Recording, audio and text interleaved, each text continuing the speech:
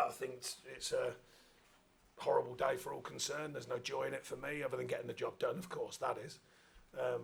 Loads of work, trying to compact so much change in such a short period, relatively short period, particularly with injuries, suspensions and all that comes with it, and contracts and all the stuff that's going on here. The underlying bigger news of Everton, which since I've been here is more or less negative connotations about everything, so that I had to try and change. It's been very difficult, but the positive side is we've got the job done. The players have played their part without doubt. I came in here to change a mentality. I think there's been signs of that, still more to go. And overridingly, I said to the players, I said, look, we shouldn't be here. So I said, look, enjoy us today and enjoy it, and you've earned it, but at the end of the day, it's got to change. There's no point in sitting on it already and going, well, like, look how great we are, because it's not like that. There's loads to change here and a lot of work to be done, but a big step to make sure, we secure it. Going through your head just before after the latest goal, so you'd have known that Leicester were winning in the situation at that point.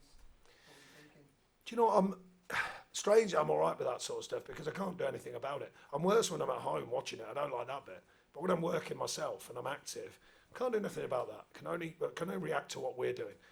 You've seen the team we put out there. You've seen the squad today. I mean, that's a stretch. I've never seen it. And you know what? No one would have cared. If we didn't get it done today, no one would have cared. They wouldn't have said the reality. They wouldn't have said, oh, he's had nothing to it. They'd have just said, oh, he didn't get it done. That's life as a football manager, which I totally understand, of course. So I'm pleased for that reason we got it done as well, because we've found a way. The work during the week by my staff as well has been terrific. The players' workload and their belief in what we were, because we had to change the show, we had to change personnel, of course. So I've been really pleased with the players, and generally, we've only stepped away from it a couple of times. We've let some big moments in games go against us, but the actual mentality has been pretty solid since we've been here. A few ups and downs, but pretty solid, and against all the noise, which has been difficult. It is very difficult when you're missing really important players and you're missing them a lot. And does work on next season start tonight, tomorrow? Work on next season started the day I got in here. Don't think I thought this was like an easy fix, because it's not. Far from it. There is massive amounts of work to be done. The thing I've learned about Everton, the fans have been amazing. They want the club to be in top end of the market. This club at the minute is not currently a top end of the market. It's a big club, make no mistake. I've learned that very, very quickly. Big history, big club. But we're not performing like a big club. We've got to find a way of changing that, because you just sit on every season. This is 2 seasons now, don't forget. I've played my little part in 2 seasons of this. There's massive amounts of change to get that to build to a new dawn, a new future, a bigger future, if you like.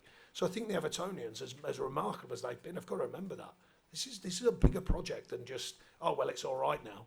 It's not. There's going to be more work ahead because it's been going on for 2 years. So therefore, that's shown its sign. I haven't got magic dust. I can only make things happen that I think are believable and I think can be done.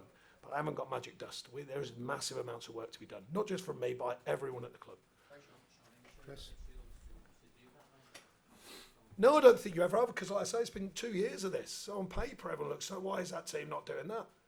You go, well, it hasn't been doing it under various managers for a couple. Probably people say to me, it's sort of been coming away from it for 3 years, 3 seasons. I don't remember that far, but I certainly remember the last couple. So, like I say, it's not a quick fix. This is not just buy a player, hurrah, it's all solved. It's not like that. They've tried that in the past. It's not that easy. I'm trying to lay down the belief in a new culture, an environment, a belief in, fans. I said the other day to someone, I think it might have even been Andy, I said, if I asked 5 Evertonians, sort of diehard Evertonians, what the club really stood for, and I asked them on their own, they'd probably give me 5 different answers. Well, that has to realign. There was a time when they said, earthy, raw but hard-working, give a lot to the shirt, pride, and all them words. I'm not quite sure they're as relevant, I'm not quite sure they're as obvious. They're relevant, but I'm not quite sure they're as obvious now. That's the base that I want to build. But then on top of that, of course, excuse me, we want to play good football, we want to play attractive, we want to play winning football. But it has to start with something. There has to be more to it than that. And I've been pleased with that. There's been signs of that. Signs that this team will fight and it will work and it will give everything. They're important things, never more so than in modern football, in my belief. Don't think Pep sides just play beautiful football, because they work, they defend, they play hard, as well as being very, very ultra top footballers. Chris? Sorry. Sean, what gives you the belief that you can do that change? Because Frank Lampard sat in the same seat 12 months ago and said similar, and it all happened again. Well, I'm certainly not judging other managers. I have my own style, my own way of doing it. I've taken a step. I said when I got it, I've got to earn my spurs with the fans and with the club and the hierarchy and everyone here. I've taken a step towards that. It's not all glory, it's not all fixed, but I've taken a step towards that. I know the industry. I've been in it all my life, so I know what I'm doing. Paul? Will you have to sell some of these players? I know some are leaving anyway. There's a chance. I'll find out more about that. There's not been any depth to, there's been peripheral talks and alignment of maybes, ifs and ifs, buts and maybes, sorry. But that's going to come over the coming weeks, to find out the truth of what we've got, what we can do, what we can't do, and all the rest of it. The first things first, and I meant sincerely, I know you're probably bored of it, but this was the main job. First of all, had to get this sorted out. We've done the job to get it sorted out and get it over the line. Now, of course, that doesn't mean there wasn't other stuff going on, but that was absolutely the key focus. Now it's time to immediately refocus on the rest of it. Tom? Sure. Obviously, there was a lot of celebration in the stadium because of the relief, but it's clear to me, get the message out that this isn't a reason to be happy. No. Don't misconstrue my words. It's a definite reason to be happy, but we've got to demand more from internally. Yeah, that's what If the fans know the truth, I think, I get the feeling. I don't think they think this was a walk in the park. They've been with us all the way, which says to me they've accepted, look, we're not where we want to be at the moment, but let's back what we've got. So that's been good. There's been like reality check on the fans. It seems to be, right, look, this is the second season we're here. The joyous occasion is out there today. Quite obviously, everyone enjoys it. But we're going to need that solid thinking going forwards. We're not ready to be up there yet. That's quite evident. That's 2 years, maybe 3 years of that. So it's going to be building. It's going to be, progress. And I need the Evertonians to understand that. I think they do. I think they've seen a vision of it, or a view of it, sorry.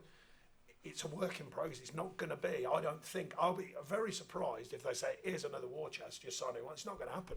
So therefore, we've got to be wise. We've got to recruit wise. We've got to recruit, if possible, players who can understand this club. I've learned about it. It's not just putting someone out there from anywhere in the world. They've got to be able to handle what it is to be part of Everton. And I'm learning that all the time. So we need to get that heartbeat, that mixture, but also talent as well, of course. that's the point I'm making. You're speaking realistically about what's needed now.